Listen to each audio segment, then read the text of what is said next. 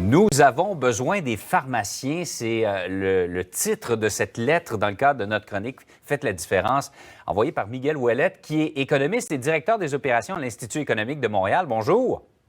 Bonjour, merci de me recevoir. Bien, ça nous fait plaisir. Dites-nous, là, on le sait, les vaccins n'entrent pas. Là. On a vu Moderna qui a réduit ses envois également. Pfizer, ça fait quelques semaines. On n'en a pas beaucoup, mais va venir un jour où là, on va reprendre le retard et on va avoir besoin de tout le monde pour vacciner les Canadiens et les Québécois en particulier. Effectivement, mais en fait, le Canada prévoyait de recevoir près de 1,5 million de doses de vaccins en février. On estime maintenant en recevoir environ 879 000. Toutefois, malgré ces retards-là, les entreprises pharmaceutiques promettent de respecter leur engagement de livraison de 6 millions de vaccins au cours des prochaines semaines. Donc, c'est quand même beaucoup. En fait, d'ici la fin mars, on devrait avoir reçu 4 millions de doses de Pfizer et 2 millions de Moderna. Puis on le sait, le gouvernement Trudeau insiste surtout sur le fait que l'objectif initial de faire vacciner presque tous les Canadiens d'ici septembre 2021 va être atteint.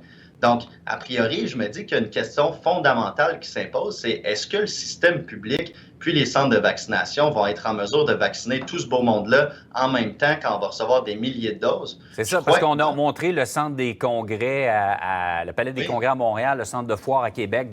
Il y a des opérations, les gens sont prêts, on n'a juste pas de doses pour l'instant, mais à un certain moment, ça va être l'inverse, ça va être le goulot d'étranglement. Les doses vont rentrer et on va peut-être manquer de monde. D'où la nécessité, vous dites, d'aller chercher l'expertise des pharmaciens. Bien oui, effectivement, parce qu'ils l'ont, l'expertise. Puis on l'a vu avec la campagne de vaccination contre l'influenza au Québec. C'était la première fois que les pharmaciens pouvaient vacciner. Puis ils ont réussi à administrer 900 000 doses en moins de 2 mois. Il faut le faire quand même pour une première fois. Puis l'autre point important, c'est qu'au Québec, il y a plus de 1900 pharmacies. Puis la grande partie sont ouvertes le soir, les fins de semaine, donc ça facilite l'accessibilité. Là. Et c'est prêt, c'est dans les quartiers, tout le monde en a une près de chez lui, alors ça faciliterait effectivement cette opération-là.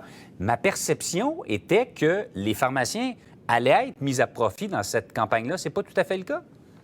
En fait, pour l'instant, le gouvernement a un peu balayé du revers de la main la solution que les pharmaciens proposaient.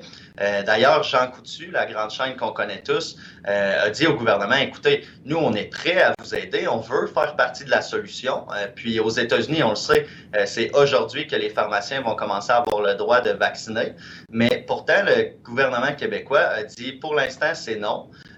Donc, moi, ce que je dis, c'est qu'il faut leur donner le feu vert. Puis même si on leur dit, OK, pour l'instant, on ne vous donne pas le feu vert, mais ça va être dans 1 mois, bien, au moins, ils vont pouvoir prévoir. Puis les gens vont pouvoir commencer à penser, c'est où la pharmacie la plus près de moi qui vaccine. Alors que, ouais, on risque de vivre d'ici 2-3 mois une situation complètement inverse, alors que là, on a juste Pfizer et Moderna, va s'ajouter AstraZeneca, probablement d'autres vaccins qui vont entrer. On va gérer l'abondance. Bien, il faut avoir les gens pour mettre les doses dans le bras de nos Québécois et Québécoises.